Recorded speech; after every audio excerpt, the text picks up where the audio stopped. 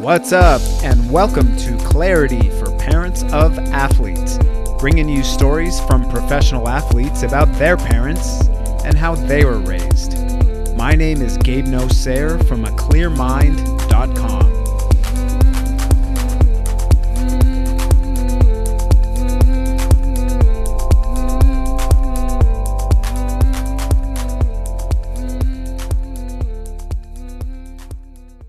All right, and welcome to episode number 42. This one is with yet another amazing athlete. Her name is Julia Mancuso. I'll get to her in just a little bit, but a little bit about me in case you don't know who I am. I am a transformative life coach. I work with people, whether they're athletes, professional athletes, or weekend warriors, parents of athletes, you name it. And I do private work on the phone and virtually through the internet. I also do small group work, and the overall basis of my work is to help people unleash their full potential by reaching deep down into their unconscious to make their unconscious conscious to them so they can look at those thoughts and those self-beliefs and really look at them and shed them if those are self-beliefs that they feel they're holding them back. So it's really, really amazing work. If you're ever interested in working with me, you can look at my website to find out a little bit more. That is aclearmind.com. That's aclearmind.com. You can always reach out to me, Gabe at aclearmind.com. Now, on to the amazing guest for this episode. Her name is Julia Mancuso. She is the most decorated female American alpine skier. She has 4 Olympic medals, including a gold, 2 silvers, and a bronze. And she had a ton of success on the Junior World Ski Championship level as well, with 8 different medals, including 5 golds there. So she's an amazing skier, obviously, but she's also a really amazing individual. I remember cheering for her during the Olympics because I thought she was so down to earth. And when I started talking to her just before the interview, I really confirmed that she really is an amazing and down to earth person. So you'll, of course, find out how she developed that down to earth mentality and what she felt led to so much success in her life. Now, as usual, I will leave you with some takeaways after the interview, so please make sure and listen to those, where I'll unpack parts of the interview that touched me the most, all, of course, designed to help children who are athletes and, of course, help their parents as well. All right, enjoy. All right, Julia, what is up? I appreciate your time today. You are quarantining in probably one of my favorite places on earth. What has your coronavirus experience been like over in Maui? Oh, thanks, Gabe. Yeah, we're super lucky. We actually were in California when everything was happening. I had a lot more skiing to do for the season and just saw all the ski resorts starting to shut down and realizing that my work was canceling, and also realizing that, we have a home in Maui that's actually probably considered my primary residence at this time, just because we travel so much and it's like the one place I have my stuff in a closet. And we decided we should probably get back to Hawaii to just see how this all plays out. Man, so when did you go back to Maui? How long have you been there? I think we flew, I don't remember the exact date now, but like March, I want to say like March 18th, something like that. And we've been here ever since. It's been a wild ride. I think the good thing is that I have a 10-month-old, so I really just try to focus all of my energy on just raising my little boy Sonny. And it's been actually great timing because I couldn't imagine getting more wrapped up in everything. It's been really hard to sort of turn that off and focus and pay attention to the present moment and, teach this little baby how to do everything from crawl to walk to get his dexterity. It's been really fun. Nice. That's awesome. So what's your day-to-day like then? Are you surfing? Are you allowed to surf? Yeah, we've always been allowed to go to the ocean, so that's been really nice. It's been a magical time for the islands, really, because there aren't any tourists, and you don't notice it so much in my bubble. I live on the North Shore in Paia, and we get tourists for sure through town, but when you drive now by the airport, there are just thousands and tens of thousands of rental cars parked in the middle of a field. It's really a surreal sight. Oh, wow. So you can wrap your head around how many people there are normally on the island when on, that used to be, I guess. Yeah. Yeah. I mean, that's how you guys survive is on tourism. So I imagine the economy's taken a big hit over there. Yeah, it's been really tough. I don't have a business in Hawaii, so that's been just seeing my friends and navigating those waters. Luckily, a lot of businesses are opening back up. I think a lot of the local businesses, though, rely on tourism, so it's been a tough to figure that out, to navigate those waters. So there's a lot of, huge hotels and big restaurants that aren't actually opening, but a lot of the places that are in more of the local communities, they're starting to open up and they're getting pretty busy. And it's been really nice. We've been able to surf, and they've actually even opened up the beaches now. So you can go Oh, to the beach beautiful. and you can hang out and you can and play and sunbathe. And it's a really quiet, magical time in the islands. Yeah. Well, good for you. Yeah. I can imagine the locals, especially the ones that have been in Hawaii for generations and generations, are enjoying this break from tourists.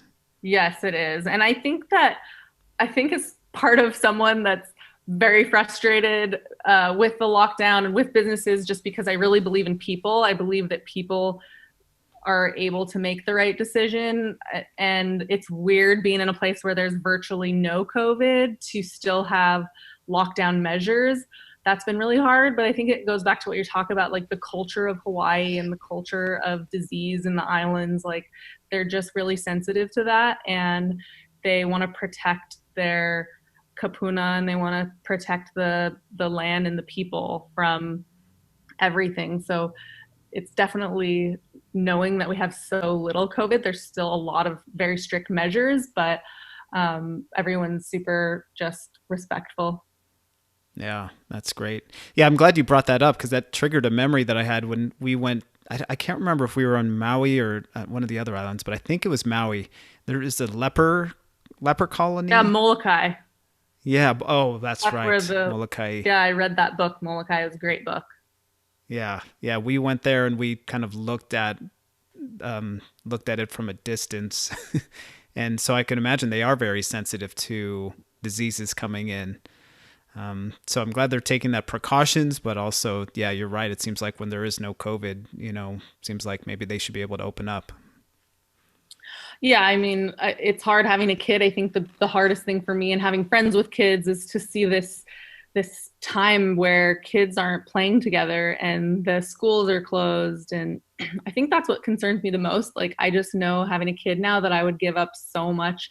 I would give up a lot of freedom to allow kids to be themselves right now. And I have nephews, Hmm. and they're super into sports, baseball. I have a 9-year-old nephew that just lives for baseball, and just having that taken away from him, it's really hard. It's hard to look at what's going on right now and think that there's not a better way and that we can't provide more for our children. Yeah, you're absolutely right, and that's kind of an argument that I've been seeing on social media. It's there's a big section that kind of agrees that people should just have their own choice, and then there's this other section that says, you know what, we have to focus on the health and safety of people, and this really is only affecting the economy. But I really wholeheartedly disagree. Exactly what you said. This is affecting children. This is affecting adults as well. So there's not just an economic part of this to consider. There's really an emotional component because this is very similar to trauma, especially for a lot of people who have lost jobs and haven't been able to get unemployment and may not be able to get jobs once things open up again. Yeah, I think from someone like myself who's very I guess I feel like I have a lot of control over my mind, and I spend a lot of time focusing on that. I believe in sports that it's 99% mental. It's really just everything you put in and all of your energy and thoughts. Like, I've always felt like I can control my destiny, and even I am having lost hope. Like I'm losing hope. I'm having moments of despair, and I really myself need to focus on, like, it's okay. I have this feeling in my stomach that I'm like, where are we going? And it's not about money. It's like, I already understand that I'm so privileged, and the lost revenue from my businesses is really nothing. I'm just hoping that we can get through this financially for sure. But I'm really just struggling to comprehend what school looks like for these kids that are at home, for kids that don't even have an outdoor space to go to, that we're told like you need to stay home in an apartment. Mm-hmm. That's really been weighing on me. And I think that it's just because sports, we have such a connection to our youth. If as a professional athlete, everything that I was raised to be contributed into my athletic career. And it really all started from a small age. So I can say that, and I can contribute every success and every just experience that I've had to be a professional athlete. I attribute it all to my childhood and how I was raised and the opportunities that were given to me. So, yeah, it's just a wrinkle in time, some might say, but 1 year is huge. One season is huge if you look at the grand scheme of things. I mean, there's a lot of talk right now even about scholarships at college, and Yep. there's a lot of athletes that might miss out on their once in a lifetime opportunity. So there's a lot of discussions that people aren't looking at. It's definitely not just about the economy. Yeah, for sure. So you mentioned your childhood, and I'd like to go to a different time, a little happier time for a lot of people, and go back into your childhood and find out a little bit more about you, where you were born, where you grew up, what your family was like, all that. So I was born in Reno, Nevada, and I was born into a family that both of them grew up in the Bay Area, and they moved to Tahoe because they wanted the outdoors. They loved that lifestyle, and they knew they didn't want to live in the city. So both of my parents were really good athletes. My mom was a gymnast at University of Nevada, Reno. That's actually where she met my dad through a mutual friend. And my dad was an avid skier, and he went to Sierra Nevada College and was on the ski team there, which at the time did ski jumping, Oh, cross country skiing, and downhill. wow. So he had to do everything.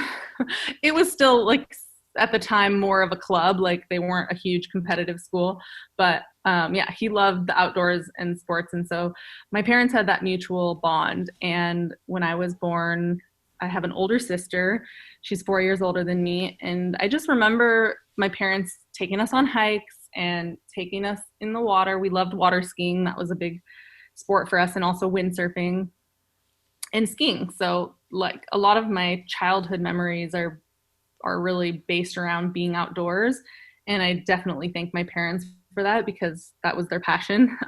Some of the struggles, I definitely remember being on like really long bike rides as a 7-year-old and wanting to give up and like walking my bike up the hill.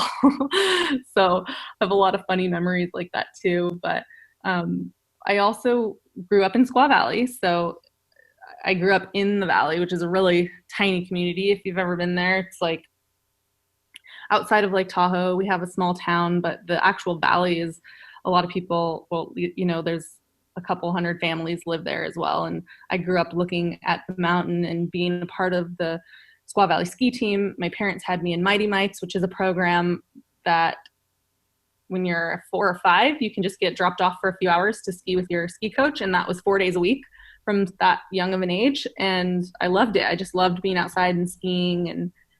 And that brought me to ski racing. And I ski raced. And I remember my first races were, the first ones I remember were around 7 and 8 years old. And I just loved it. I loved competing against people. I think part of it was also having the push from my older sister. I really looked up to her, and I always wanted to be faster than her and beat her. So part of my competitive edge came from that for sure. We fought a lot. That might be where the competitiveness was, like, oh, if I can't beat you up, then I'm going to beat you on the mountain. But that was my childhood. A lot of skiing and a lot of being outdoors. That's awesome. So your sister was 4 years older, which is quite an age difference and a physical difference as well. and you use that to drive yourself and to propel yourself to a competitive spirit. But how did you guys actually compete? Were you able to get close to her? Did you just keep pushing yourself even though you lost?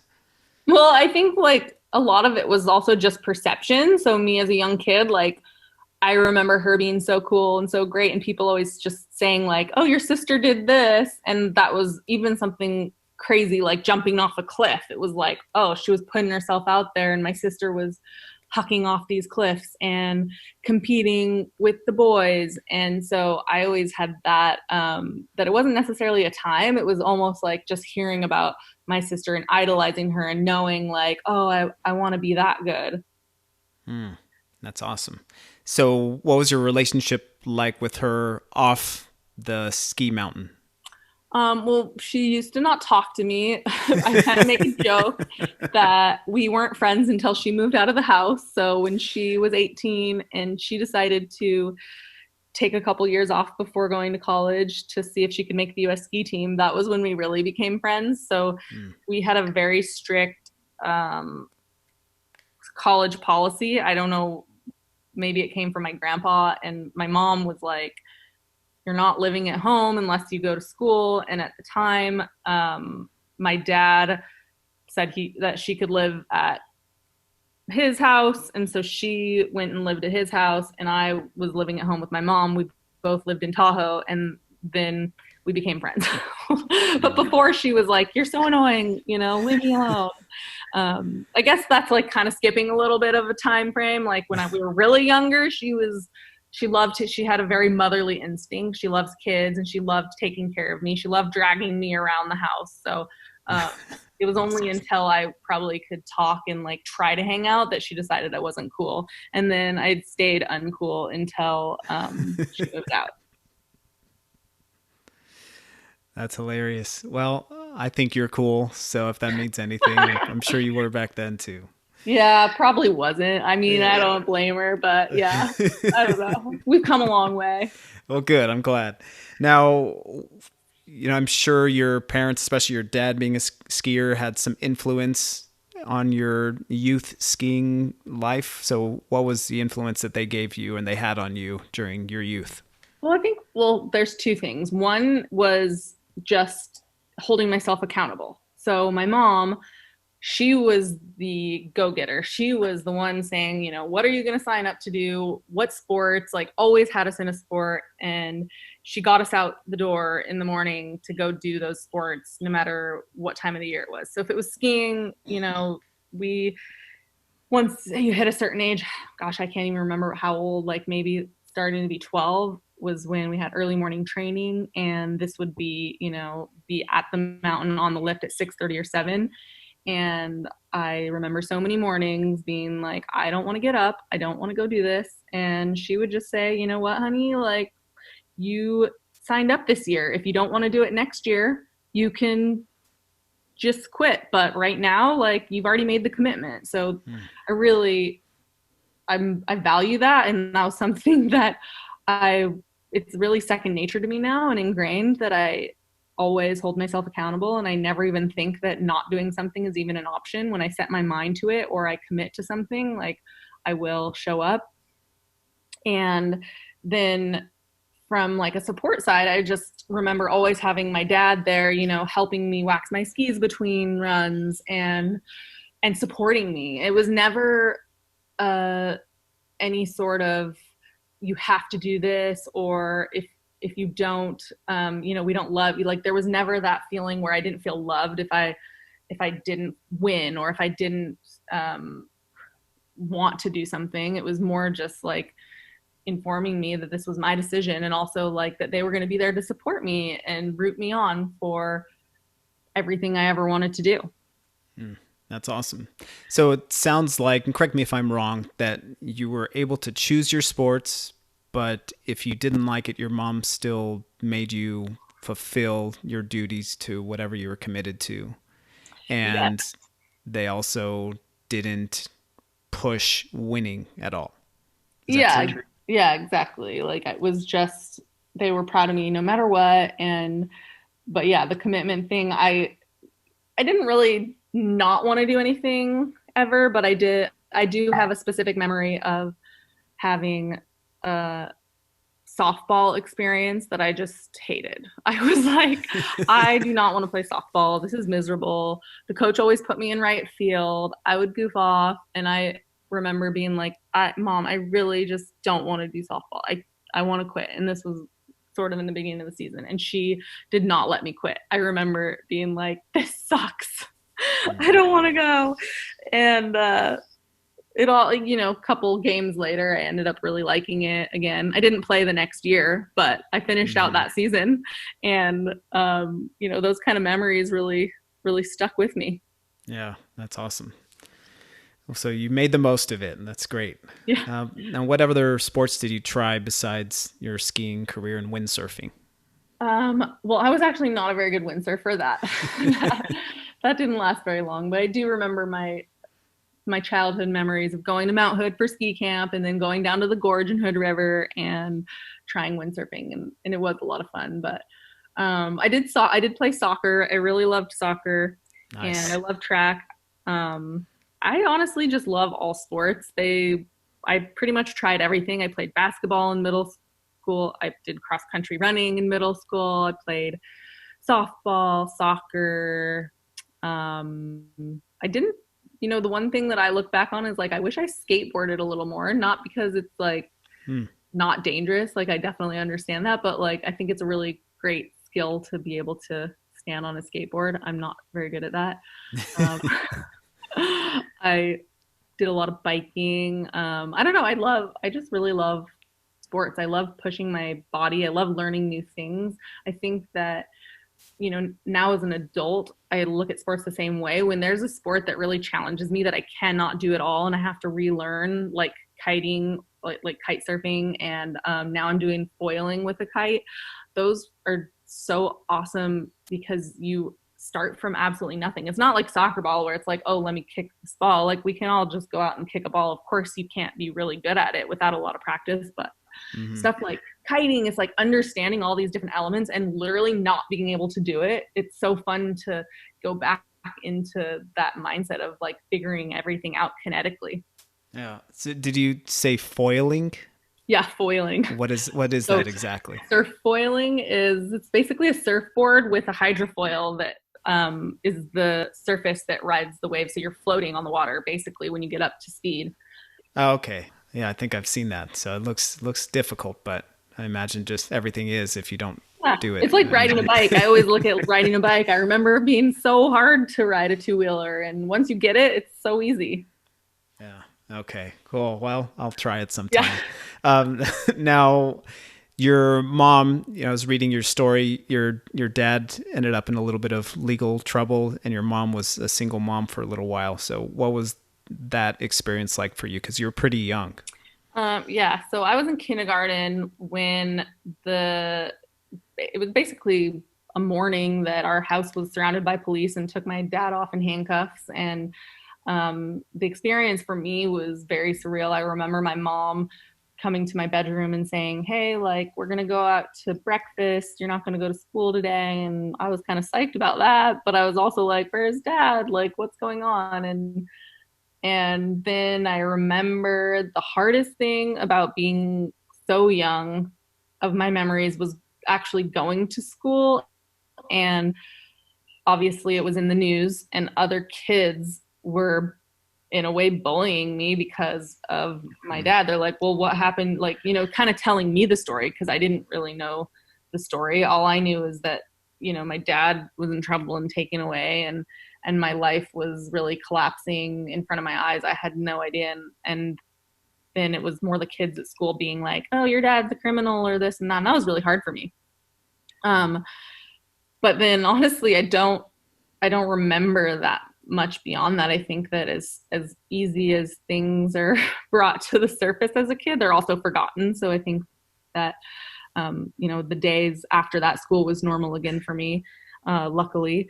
And I spent a lot of time loving outdoors even more and loving skiing even more. I think it's probably sad when you're a kid. It's like out of sight, out of mind. And I definitely remember getting letters from my dad and being like, oh, whatever, he's gonna pee. I don't remember spending too much energy on it. And at that time, I can't remember specifics, but I think he was in jail for a year and a half, and then he was out on probation before his trial, and then so we would stay. He was on house arrest, and we would go between visiting him because he got in trouble in Nevada. So all of these memories are like kind of blurry for me, but looking back, I think the moral of it is that I was like, I knew something was going on in our family. I couldn't quite wrap my head around it as a kid.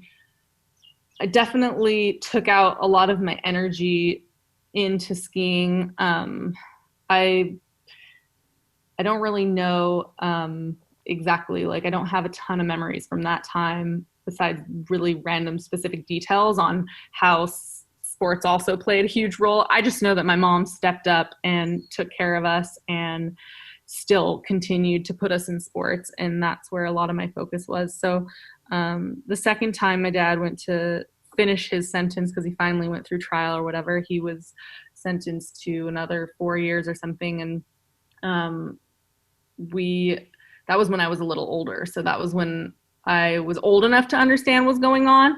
But at the same time, he was also at federal prison, which was literally, they wore their own civilian clothes a month before he got there and it was a campus. It's a closed down. He was in South Dakota at a closed down campus that was now a prison. So we went to visit him a few times, and it was kind of like, okay, my dad did something wrong. I don't really need to get into that. I'm a kid, but it wasn't too bad clearly, because he's now living at a campus that he just can't come home for a couple years. So I'm sure this will all work out. And so instead of really putting a lot of energy on that, I spent again my energy on being the best athlete I could be and just making everything count, because I think I realized at a really young age that I needed to harness my anger and frustrations and take them out in other ways, because just being sad all the time and worried didn't serve me any real purpose. And my mom was also really good. So between all this, they got divorced. And so my parents were separated, and I lived with my mom then. And she was really good about teaching us stuff.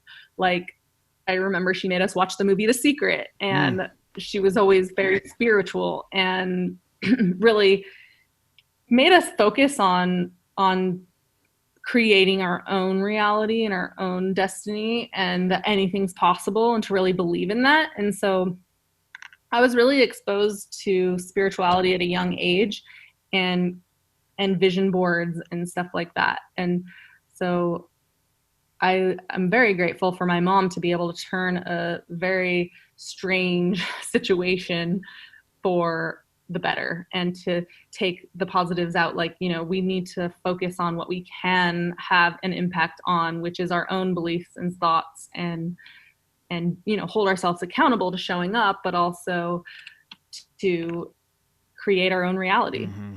Wow. I guess I'm saying us because I'm talking about my family, my sisters as well. Everybody can create their own reality. That's what a lot of people don't realize. We all do have the power. So that's awesome that your mom introduced you to The Secret and that kind of mentality of the law of attraction and the power that you have to create your life that you want. It's amazing.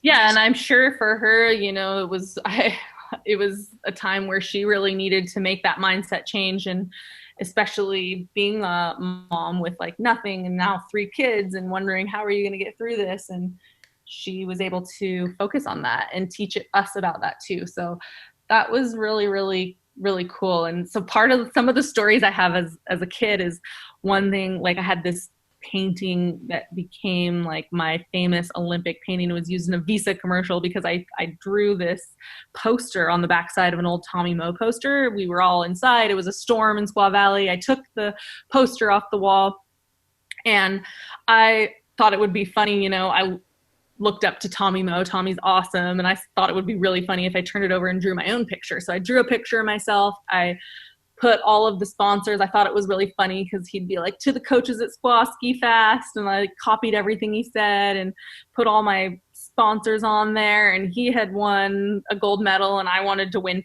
everything he did better. So I wrote like 4-time Olympic champion, and that was just like up at our ski team room from that day on. And so looking back, I'm like, I wonder if that was because my mom, taught me this stuff, or if I was just being a punk kid and I thought it was funny. But either way, I created my vision board, and most of it came true. Yeah, for sure. Now, your mom had that influence, whether it's conscious or unconscious. Parents program their children in one way or another. So she definitely wanted to give you that in one, either consciously or unconsciously. That's awesome. So I imagine when your dad got out of prison and came back into your life, there must have been some kind of transition that you went through, not just physically, but emotionally with him. What was that like for you? Well, it was fun. I think, interestingly, my experience with having a father in and out of prison was that it was always small increments that he was gone. I think the longest he was gone was for 2.5 years, and we would go visit every 6 months. So even though this was ongoing for about 10 years, the total time away was sort of separated. And so he was always a really big part of my life. It was never that he was actually gone for, 5 years and didn't see me grow up. He was always there. So when he got out, I think I was just really excited. I actually went and moved in with him when he got out of prison, and I lived there for a couple of years. So that was nice. Well, my mom had also moved out of California to Utah, and I decided I'd rather live in California. So I spent a lot of time with him, and yeah, we've always been really close and good friends, and I really look up to him. He's a mentor for me. And yeah, I think, I don't know, it just seems, looking back, is kind of natural. I think I never really had any resentment. I never really understood the whole story. I definitely found that you can look up the course Kate, which I did because it was really interesting. I've always heard his stories, and the stories are actually very entertaining. But other than that, it was just kind of nice to have my dad back, and I enjoyed living with him again. Yeah, that's great. So, as I mentioned just a little bit ago, parents consciously or unconsciously program their children. So, and the children basically get these habits and these behaviors.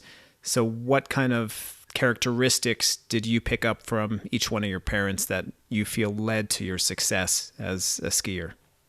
Well, unconsciously, for sure, I picked up the rebellious attitude. I am, I was known to get in trouble when I was little, and maybe that was me trying to, reach out for help, and that was not a good thing. But I definitely look back and I'd be like, I bet you my friends were like, there's no way that troubled kid is going to be, Olympic gold medalist.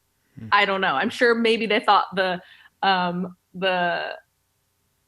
I guess spark in me you could see that, but I feel like I was always questioning authority. I really didn't like authority, and that I was able to take that luckily into a positive way. And so when I made the US ski team, and I look at my skiing career, that questioning authority kind of turned into more belief in myself, and being very assertive in what I need and what I want for my career. I mean, it's hard because being an athlete, it's like, especially when you're in an individual sport, it's a lot of, there's a lot of self-motivation and self-centeredness in a lot of ways. You really have to stand up for what you believe in and be assertive about it. Otherwise, it's really hard to get what you need to succeed. And there's a lot of athletes that maybe don't even know what they need to succeed. So that was one quality that is a little bit controversial. I definitely got drive and questioning, authority from probably my parents, probably my dad. I think just not accepting normal, not accepting anything, but finding out for yourself. That was a big thing. And then from my mom, for sure, the spirituality and really belief. So looking at everything in a positive light and believing everything's possible. My mom for sure did that. Both of them brought me a love for the outdoors. I think that uh, it was never really about competition either. I think that naturally we're a competitive family, but it was never, we didn't have a lot of games, or it was never like, I'll beat you during this. It wasn't, we weren't competitive in that way.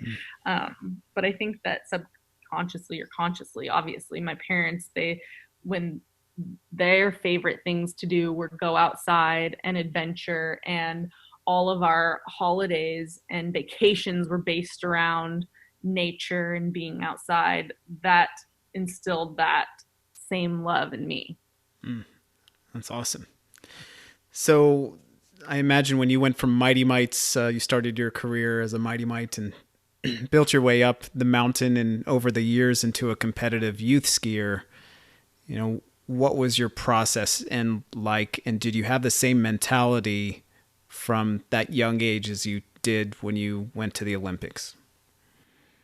What I've always really loved about skiing is that it's between yourself and the mountain. And I remember that as a kid, always being really focused, and you can feel if you're making a good turn. I was a feeling skier, and that's really what drove me, is that I really understood making a clean turn and a fast turn. I could feel the difference when within myself. So I took that into my whole career. I mean, it was probably what kept me super motivated and driven in ski racing, is that I always knew it was up to me, and that I focused really hard on, taking it one turn at a time. I didn't focus on my competitors. It was really an outlet to me to not compare myself to anyone else. So of course you get to the bottom of the mountain and you see your time and you're comparing your time to other people. But growing up, I remember being like, this is so awesome because it's really up to me how well I do. And knowing that I can improve my skills on the mountain, and then in turn, having success in races. So I think that's what just has always motivated me. And another thing is hope, the inspiration and hope that I was able to pull from the Olympics. And I was so lucky to grow up in a place that has such a culture built around the Olympics, because we had the Olympics in Squaw Valley. I just remember looking at the Olympic rings. I mean, the Olympic name was a part of every conversation, because I would sign my letters. I mean, back in the day when we used to write letters, that was a huge part of school, right? We would write each other fake letters and send them, and we'd have our little post office, and my address was Olympic Valley. So I really thought about the Olympics all the time. That inspired me a lot, because it just was always at the forefront of my mind. Like, oh, the Olympics are so great. That's so cool. These athletes, they're competing. That's so inspiring. So a combination of having a sport that's really comes down to yourself and making the best turns and being on the mountain, and having the Olympic flame burning right when driving past that every day to school. Those two things really help shape me and fuel me to be the athlete that I became. Wow. Yeah, you had your vision board right there out in public. Yeah. Yeah, I was super lucky. Yeah, that's awesome. So, I just now started skiing. Probably the last 2 years is the most I've ever skied in my entire life combined. And there's a fearlessness that you have to have in order to be successful at your level, which of course I'm very far from. I'm like getting comfortable on the blues. That's kind of where I am, and I'm still skiing sideways sometimes. Anyway, where do you attribute getting that sense of fearlessness from? I don't know. I mean, maybe just being a skier growing up. I skied from such a young age, like 2. But I think also now having a 10-month-old, I think you might get born with that. I think it might be genetic. I'm not really sure, because I look at little Sonny and he is an adrenaline junkie. Like, he laughs so hard when you, even a swing, it's like the swing he loves, but if you hold it and like let go really fast, like as if he's free falling, he loves that. He's like addicted to the adrenaline, and throwing him up in the air and everything like that. So So it makes me think that we're somehow born with this a little bit, but also learning from a young age for sure. I think that you have less fear when you're younger. So if you're exposed to more things and more experiences that might border that line of safety or like, I guess, control, like that definitely helps build this fearless attitude. With skiing, yeah, I think you have to just trust in the gravity. But as I've always said as an athlete, to be fearless, you have to be prepared. And so preparation comes down to a lot of things, right? Like it comes down to training and reenacting experiences that you might get to. So with training, it's like to be really scared of a downhill because there's this crazy ice fall portion of it. The more you train in a situation just like that, the less afraid you're going to be when you come to a race that has those. So I really believe that you can combat fear with just being prepared. So whether that's repetition in something, so if you're new to skiing, yeah, it's going to be a long time before you kind of get over that fear, because I think it would be irresponsible to say like, just go to the top of that cornice and point it, you'll be fine. Like you probably won't be fine. You don't really know what you're doing.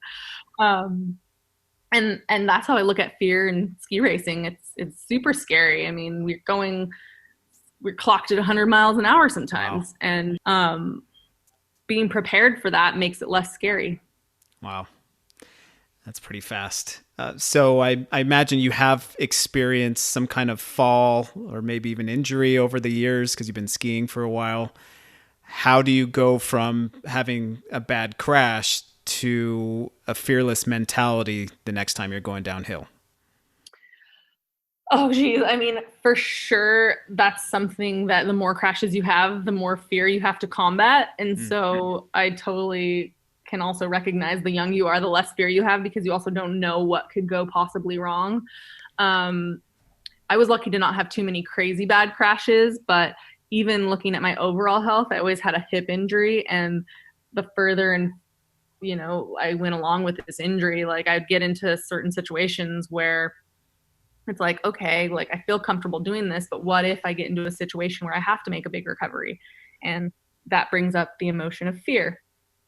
And what I've found to be the best combat to fear is also practice. You have to train yourself to not be afraid and to work through that. So every time I'd have these fearful thoughts, I have to put up the stop sign. And especially if you get into a situation where you have more and more fearful thoughts, that stop sign becomes more and more important, because you're starting to create habits and brain patterns where it will not allow you to focus on the task at hand. So, the last thing you want to do when you're in the middle of a downhill is be afraid of the turn coming up. You need to be proactive, and you need to be looking ahead, and you need to be able to, with confidence, make that turn safely. And so that's a lot of the mental preparation that we all talk about that I think sometimes gets overlooked, because it's not just writing in your journal. It's not just working on what your goals are. It's also working on these mechanisms to combat fear. So working on any thought, putting the stop sign up and thinking of and redirecting. So a lot of times you think about like for me, I had this weird visualization where, we memorize the courses that we go down, and that makes us prepared for the race, because you don't get two chances on the course. You really just get to look at it and then execute it when it's your turn to compete.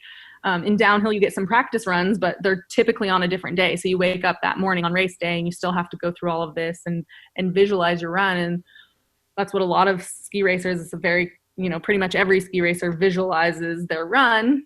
And weird things would happen to me. Like I'd be like, like crossing edges or doing the splits. And I almost feel like it was my way of training myself to always put the stop sign on. Like, I know that sounds really crazy, but I would have these weird thoughts come in. It's like, no, that's not going to happen. You're going to make it to the finish line successfully and, strong and fast, and you can do this. And like those other thoughts, like, can't come up. So I think that's really important dealing with fear, is to completely get rid of those thoughts. And if they're valid, like, if you do have valid reasons for fear, you have to address those in the way that I talked about before, like the training. So, if you're scared that you're not going to be able to make that turn because your right leg's weak, like, you just have to keep asking the why. Why am I afraid?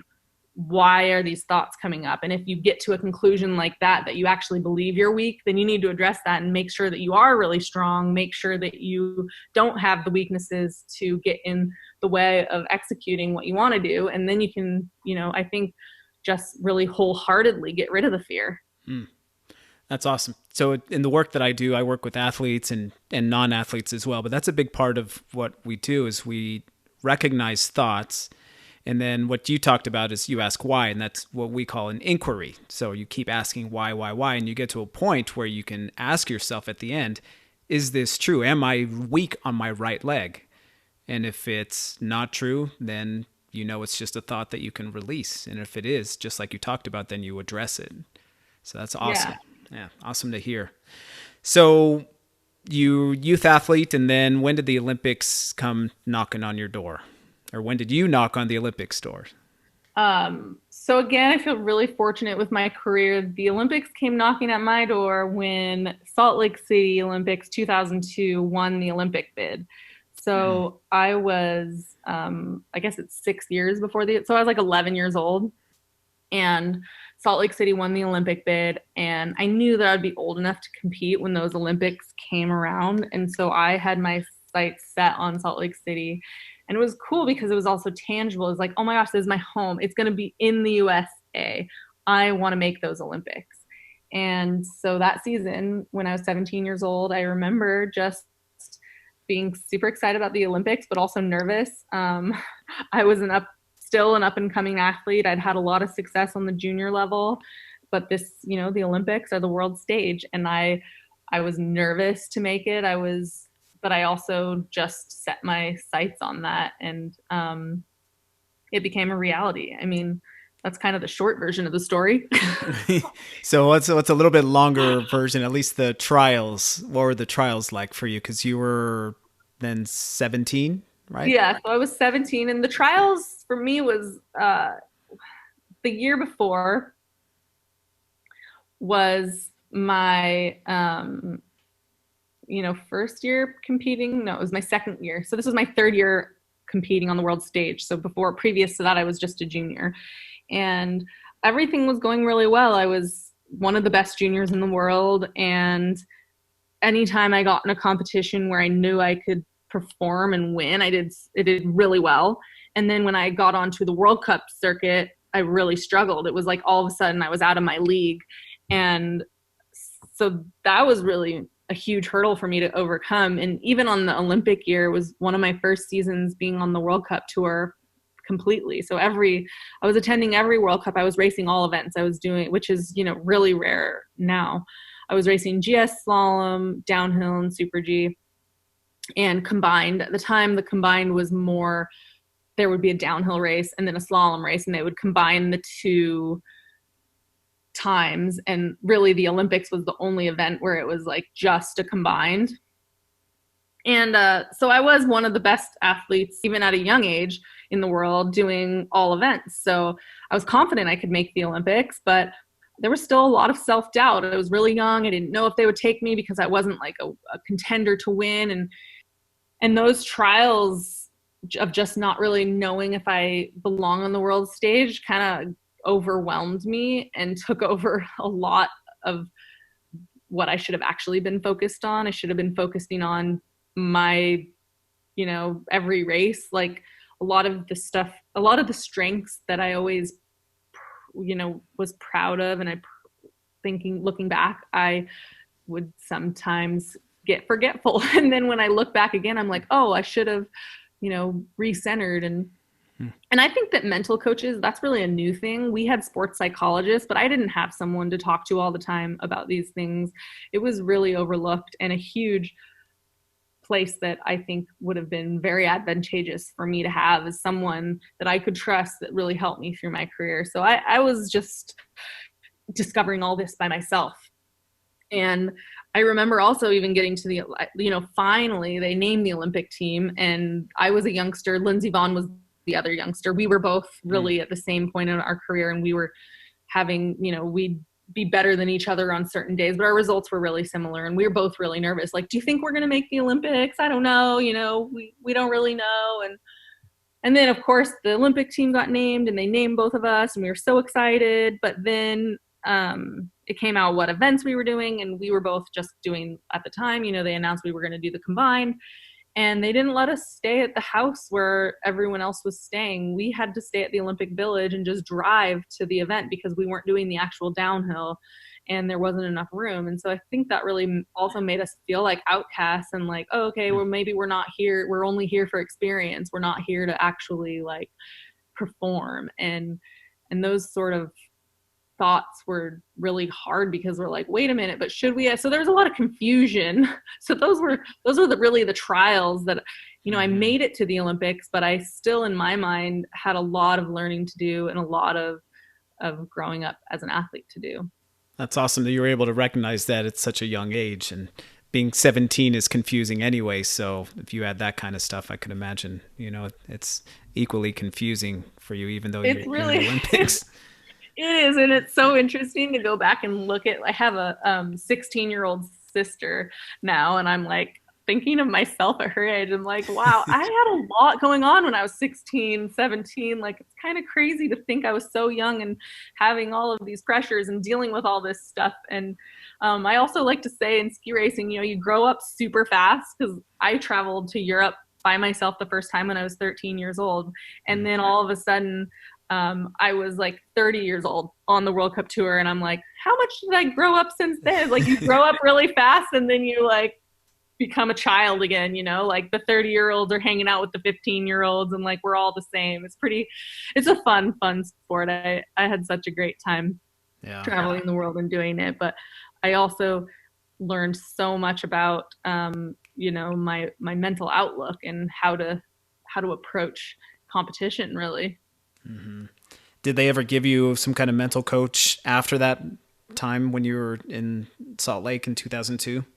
So we always had access to a sports psychologist, and that was really the difference. I felt, and I really liked our sports psychologist. He was great, but it didn't address the issues that I actually felt like I needed. And also just someone I think there's a big difference. It's not psychology. I didn't need to analyze what I was doing wrong. It was more I needed a plan and a coach and someone to assist me through the way to like keep me centered and keep me focused and keep me on track. And so sort of going back to how I made those Olympics, and that was amazing, but how I wasn't quite adjusted. My mental game wasn't there because I struggled on the world stage. But then right when I left the Olympics, I went to Junior World Championships, and fueled by all this energy of the Olympics, I was so inspired. I went to Junior World Championships and I won 3 gold medals. I was like, okay, I belong. I'm a junior. I just went to the Olympics. I belong here. I'm going to win. And I won. So I wish that I took that attitude earlier and realized like, it doesn't matter that it's the world. It doesn't matter that you're looking at your idols. You're looking at these people that just you idolized on TV, and now you're standing here with them, competing with them. Like, let that go. Like, you belong here. And I had a little bit of a hard time getting there. Well, it seems like you got there pretty quickly, because in 2006 they call it Turin, but I think it's Torino, all right, in Italy, you won your gold medal there in the giant slalom. What was the lead up to that event like for you? So that was another interesting experience. I was so excited about the Olympics. I couldn't have peaked at a better time. The lead up to the Olympics, there were 3 races. There was a downhill, super G, and a giant slalom, and I podiumed in all 3 of them. And then it was the Olympics, and we went into the training runs for the downhill, and I was getting top 3 times in every training run. I was skiing so well. And then the weather warmed up, and all of a sudden my skis weren't running well. And I was like, on race day, all of a sudden I went from just feeling unstoppable to getting to the bottom of the run. And of course, it sounds crazy because you're like a failure, but I was 8th place, which is basically a failure in the Olympics. The year before I probably would have killed to be that. And I'm sure there's so many athletes, but for me, I was like, oh my gosh, I was going to do really well. And I got 8th. And the same thing happened in the Super G. I think I was 7th or 8th place in that too. And it just, to me, felt like a sea of disappointments, one competition after the other. The time was going on. I was, so fueled and motivated going into it. I was planning on competing in every event. And halfway through, I just felt sort of a mental burnout, and I pulled out of the slalom. I decided I wasn't going to race the slalom because I wanted to train GS. And that was just the first thing that happened.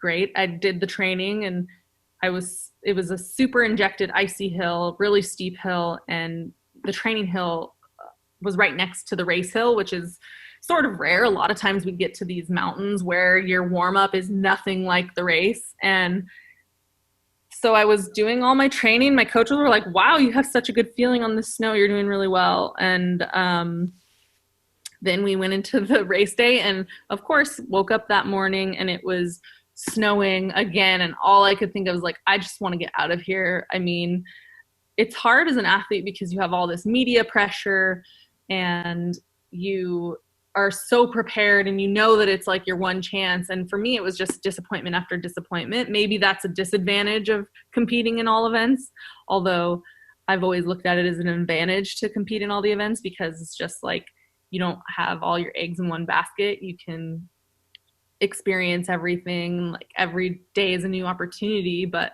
I was pretty burnt out. So I remember waking up that morning just thinking like, is it seriously like the worst weather ever? I was just like, we need to compete today. I really want to go home. And so that might have been why I was so successful, because it was just another day for me. I had let go of any expectations. I had let go of any pressures. I just wanted to get out there and ski. I was super motivated to just get these races over with. And that race, the hill was like really, really snowy. You couldn't see anything, but the hill was perfect. And I knew that in inspection. I knew that like I was super surprised that it was the most perfect course I'd ever seen.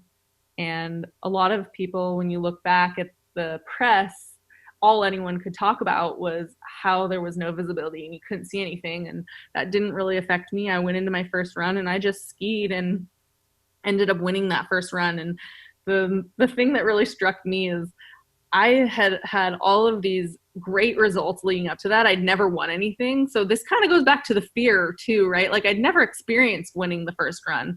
Whereas a lot of, if you have these experiences before where you win a first run and you don't win, then that creates a bit of fear. Going into these Olympics, I'd never won a first run, so I didn't have any fear of what was happening. What I first thought is like, wow, I'm skiing good today. That means I can win. The fact that I won the first run is proof that I'm killing it. So I'm going to go out there and just do my thing next run. And so in a way, I feel like I worked so hard up to that moment, but I also had this freedom. I had this freedom that I'd never won before. So I didn't have all these negative thoughts coming in or what ifs coming in. I just knew that I needed to go out there and ski my heart out and get that dream that I've dreamt of since I was a kid. So I went out and skied the second run and skied so smooth. And I actually almost won that run too. I was second by just a hundredth of a second. And I ended up winning the Olympics. And it was kind of surreal and crazy. Wow, that's absolutely amazing. It just flowed so nicely for you. Just so I only remember this every 4 years when the Olympics happens, but what are the differences between the different downhill events? So downhill is the really fast one that you see with the open gates. It's more meant to follow the terrain of the mountain, and you get some warm-up runs, like you get 3 runs, sometimes less. You only need 1, but it's basically the fastest event that you see with the big jumps. Super G is still fast. It's considered a speed event, but there's more turns, and it's on the same hill as a downhill, but there'll be more turns mimicking more of a giant slalom course on the downhill. And giant slalom is the original event. So it's panels that you have about 30-meter turns. And yeah, it's not really hard to explain. Super G and GS look really similar. It's just that Super G is faster. It's actually a newer event. That's why it's harder to explain, because it is quite similar, but it's fun and really cool. I like Super G a lot because you don't get any training runs. You have to inspect the course and then just go for it, and you're still reaching speeds similar to downhill. So it takes a lot of confidence, and that was always my strength. I came into whatever I was doing with tons of confidence and wanted to execute my plan, and was able to do that. So I love Super G. And then, yeah, they call GS the building block of all events because it is the original event. It's fluid. It's slower. I think it's like 30 miles an hour are the top speeds. And then you have to do 2 runs. So downhill and Super G are only 1 run, and then GS is 2 runs. And what happens is the first run is done by ranking, and then you reverse the top 30. So the best person goes 30th down the hill, which is basically last in a World Cup. So you know who's going to win, and you combine the 2 run times. And then slalom is the one of the single poles where you see people smashing the gates, and like it's really quick.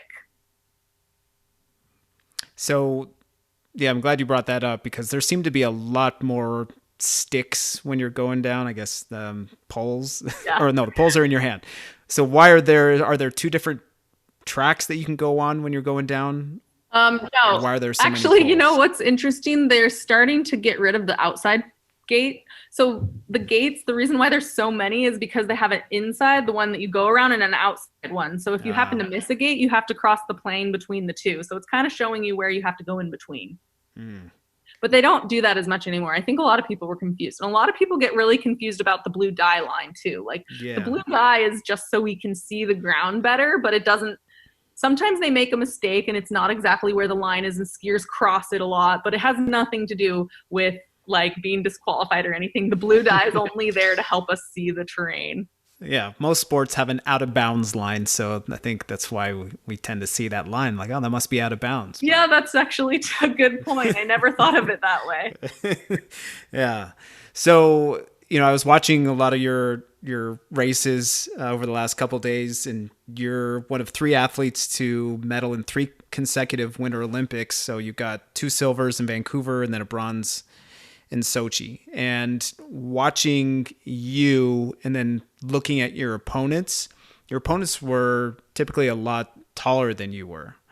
So what do you attribute yourself getting so much success in the Olympics and in skiing in general when you had a different frame?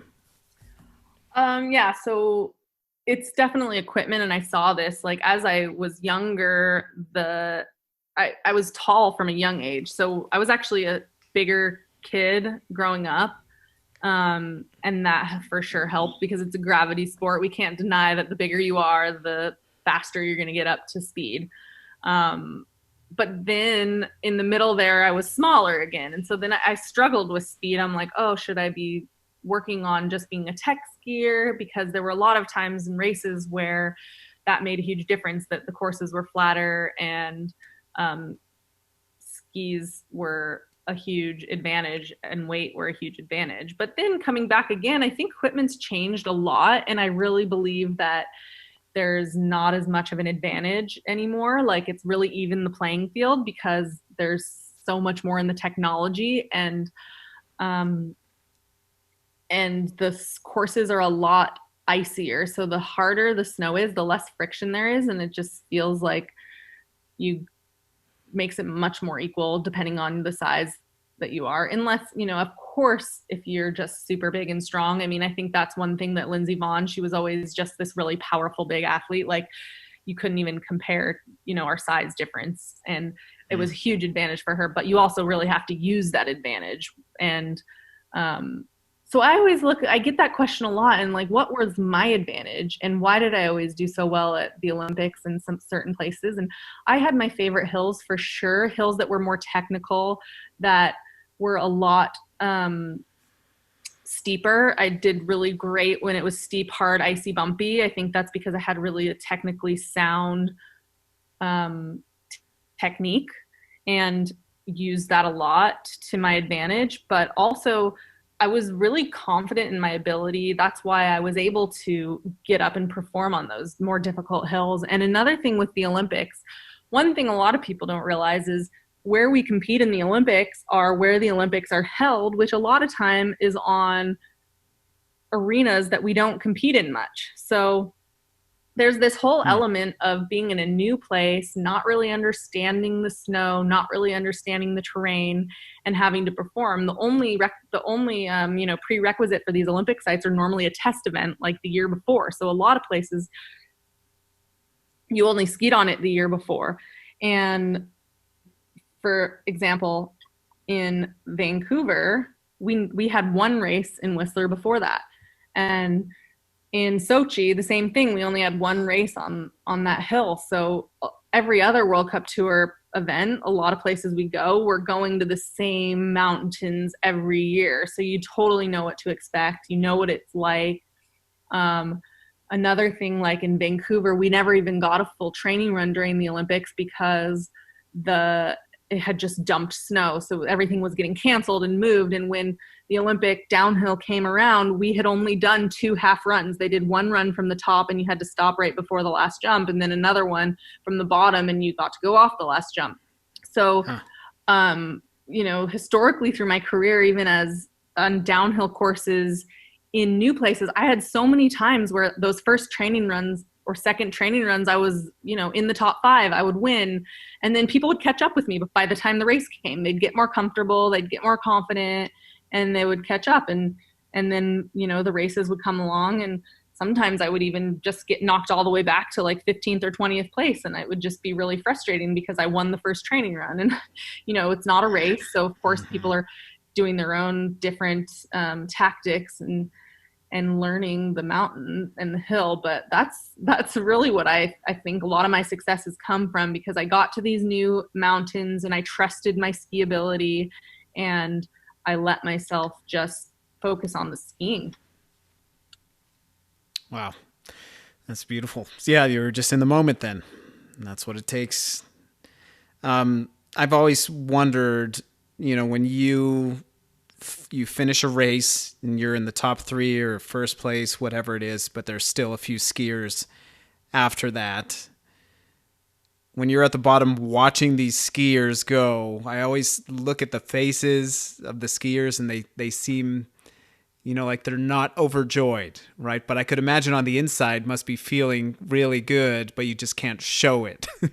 Is that true? Like you kind of have to hold back your emotions on the outside when these people are either falling or that they don't beat your times? No, I think it just depends on the athlete. I mean, of course you can't cheer when someone falls. That feels terrible. But I think there's so much nerve. Like I've been in that position. My very first world championship medal, another situation just like the Olympics, I'd never medaled before. It was in Santa Caterina, Italy. I was 20 years old, and like I ran in the top, I don't know what number, I think I ran like 8th or something, and I remember just giving it my all, being like, okay, I'm just gonna go for it. And I skied down and made all these mistakes, got super low, got to the finish. I was super bummed. And you have the award ceremony on the hill right after the race is finished, just to give flowers before later. And I took my downhill suit off. Everyone normally, because there was no way I was getting on the podium. I had made a mistake. I was just like, done, kind of bummed that I didn't do well. But all of a sudden, everyone started falling. Like it was the weirdest thing. And I was just so nervous. It was like I couldn't even celebrate because I was so nervous that I might actually get on the podium. And it was a really weird feeling. And so I think that's what happens a lot, is that you're just, as an athlete, you're like in awe. You're like hoping that you did everything you could, that your time is going to hold up, that you're going to actually stand on the podium or win the race. But you're also just like so nervous. So sometimes it's hard to celebrate because you still know there's one more person to go. You can't cheer after every single person. You're just sitting there like hoping and nervous. What kind of thoughts do you experience when you're at the starting gate? When I'm in the starting gate, I have a routine. So I'd always go through my routine. And then when I was having some struggles with my performance and I would freeze up, one of my coaches told me like, hey, like, and this was advice that I always remember to this day and that I would continue to do in sports is like, what are you thinking about before you go out of the day? You look so nervous and you're so tense. And so we talked about it. I'm like, I don't really know. He's like, well, think of something that makes you really happy. And he made a joke to think about jelly donuts, which I don't really think about, but he's like, think about jelly donuts and surfing. And so that's always my joke. I get in the start, I'm like, jelly donuts and surfing. And then, it makes me laugh. And I just try to think of nothing basically. I try to get myself like, what I've learned is that if you think of things that make you really happy, it can actually change your cells and it can help you vibrate at a positive level. So I would get in the start gate and think of something really positive, think of what has made me really happy lately and what I'm really grateful for so that my body would function in the highest possible way. And that's what I do because everything that I've focused, I train so much as athletes, we train so much. So when you're standing in the start gate, you don't need to think about things. Everything you do should already be second nature. It should already be happening intuitively. So focusing on something like, keep your hands up and forward and this turn and that, like, I just believe that's counterproductive. And I would want to be in just the most present place possible before leaving the gate. So that's what I did. Awesome. It's a key to life as well. So I have some, I call them lightning round questions ready to go for you. So, but feel free to take your time if you need. It's not a race, but Okay. So what is your go-to meal the night before a big race? Oh man, because we travel so much, there's no go-to. Yeah. But if I could choose, I just I love healthy, clean eating. So a piece of meat and some rice and veggies on the side and a salad. Nice. Very clean. So if you weren't a skier, what would your dream job be? That one's easy because I would be a surfer. I'm always so jealous of the pro surfers. I'm like, in another life. Yeah, there seems to be a connection. There's I interviewed Ashley McIver, and she's also a skier, and she's also a surfer. So what is it that I guess pulls skiers to surfing? Well, definitely if you go one step further and say warm water surfing, what pulls us there is our feet free in the warm ocean. Ah, Um, that's for sure it. And relaxation. I think there's a lot of similarities. Spending time in the water with your friends, waiting for your turn to be in the moment is really similar to like riding a chairlift with your friends before it's your turn to be in the moment. And there's a lot of like just navigating uncertainty and being present through that can bring you so much reward. that's awesome. So you're a free spirit, obviously. I'm I'm totally throwing a wild question out here. What is your most memorable Halloween costume, either as a child or an adult? Wonder Woman. That was also became my alter ego. So Ah, I'm a huge Wonder Woman fan. nice. I think I saw a video of you in a Wonder Woman outfit skiing. Yeah, yeah. Well, I did my final race actually. I got to dress up. I made my downhill suit look like a Wonder Woman outfit Ah, and did my final World Cup race with that. It was pretty awesome with a cape. that's cool. That's awesome. What is your favorite mountain to ski? Well, that I have to do regionally. I love my mountain. I grew up in Squaw Valley, my favorite place to ski. I love Whistler. I just think that mountain's so awesome. And then in Europe, I mean there's so many places, but one of my favorite places is Cortina. It's just such a beautiful place in Italy. What's the most nervous you've ever been getting ready for a race? Nervous. I mean, I'd say the most nervous I was ever at the Sochi Olympics after I won the downhill portion of the combined, and I had been sucking at slalom and not skiing well at all. I was so nervous. I've never had just so much heat coming out of my head. And how'd you handle it? I mean, I made it to the finish. I got a bronze medal, but yeah, I definitely was so nervous that I could hear my coach screaming at me halfway down the hill. Oh, wow. That's Like, hilarious. go, go. So who'd you look up to the most as far as a skier when you were a youth skier? I always looked up to my sister. She was like my biggest role model. But of course, I watched the Olympics and watched Peekaboo Street and Tommy Moe and thought they were awesome. Yeah. Where does someone who has a house in Maui, and I think in Fiji you have a house as well, where does someone who has homes in those places go for vacation? Oh yeah, man. I met my husband. So I don't have a house in Fiji, but my husband he's the general manager of a resort in Fiji. And so I met him when I was on vacation there. So I guess I scored like vacation for life. And I really just can't wait till we get back there. It's such an amazing place, especially for Sonny. He loves it. That's, I bet. All right. So last question here. What kind of advice for parents who are raising athletes do you have? Well, I think my best advice is always to just expose kids to sports. I think that it's really important to make or help kids make their own decisions on what they like and what they don't like. I think it's really easy for us to accidentally impose our ideas on kids, and then just being really supportive and always ask them how you can help them, what their goals are, what their dreams are, and really always try to keep everything positive. That's awesome advice. Well, Julia, I appreciate your time today. Wish you the best. Enjoy some jelly donuts out there in Maui for me. And, best wishes to you in your future and your business and everything you have going on in your family, of course, as well. Oh, thank you, Gabe. Nice talking to you. So what were your biggest takeaways? Now, I will do my best to just narrow down this amazing interview with Julia just to a couple points that really struck me. The biggest one is a theme that has been coming up over and over and over again with these athletes, and that is the letting go of outcome and not pushing results for our child. This has come up so many times with these athletes.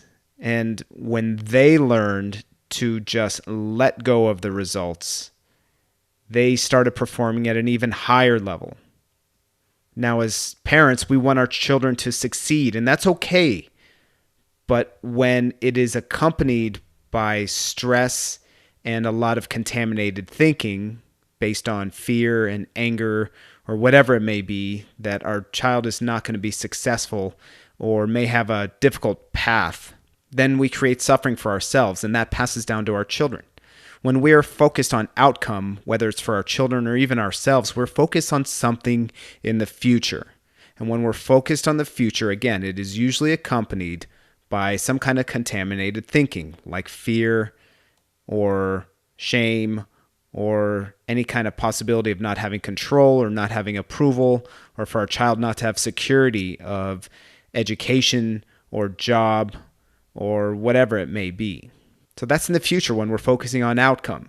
But when we are just there, unconditionally loving our children in the moment, they flourish, but we also experience parenting from a place of pure joy and a place of pure love. And that is always beneficial to our children and to ourselves, of course. And when we can let go of outcome for ourselves, we experience life with much more joy and flow, and so will our children. Now, of course, there's a fine line between being unattached to outcome and being completely detached, because detached is just a trick of the ego, right? Saying, oh, I don't care, when you really do care. Of course, it's okay to care. But when we're unattached, the difference is no matter what the results our children are having, or no matter what the results of our parenting might be, we understand that that does not identify who we are. A lot of people get so much self-identity by winning or even losing, that they believe that if the winning is taken away, that they won't be successful, they won't be whole. Or a lot of people live life with this idea that they are not successful, and that self-identifies them. And that's not true either. Nobody has the right to identify who we are based on what we do. And the same thing for our children. We don't need to label them. We don't need to label ourselves. And even more importantly, if we can release this idea of needing approval of others based on how we parent or how we just live our lives, and once we stop comparing ourselves to others, life is so much more enjoyable. Now, another thing that really struck me was when Julia talked about what her experience is like in the starting gate. And she said she focuses on gratitude. And if you've listened to some of my previous episodes, I talk a lot about gratitude, and especially on how important gratitude is for manifesting what you want to create in your life. So many times in life, we focus on what is not there and what we feel like we're lacking, that we forget about what is there. And when we're aware that our thoughts of lack are creeping into our lives, we can slow down, and it gives us an opportunity to shift our thinking from a place of contaminated thinking over to a place of presence. And whenever we're present, we start to see what is there, not what is not there. And that is definitely a choice that many people take. Now, it is possible, no matter how dark the time may appear in our lives, it is possible to see gratitude in just about every experience. And the more we practice gratitude, the more we can appreciate who our children are and not who they aren't. And the more we can appreciate what our partner does, not what our partner doesn't. And the more we can appreciate who we are, not who we feel like we need to be. And the more we can love ourselves for who we are and not this image of perfection we feel we should have for ourselves, the more we experience gratitude. And when we experience gratitude, the more we vibrate at a high level. And the more we vibrate at a high level, the easier it becomes to manifest what we want. We visualize what we want to create for ourselves, and we feel what we want to feel as if it's already happened. That is the magic formula. You can create whatever you want in your life for yourselves with the feeling of gratitude. It has to go hand in hand. I hope you enjoyed this. If you did, I really ask you to please rate and review the podcast, and of course to subscribe to it so you never miss an episode, and to share it with others so other people can listen to these amazing stories with these athletes, all of course with the idea to benefit their child.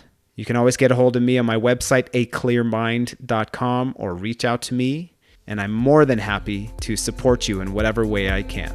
Gabe at aclearmind.com. As always, much love to you and many blessings.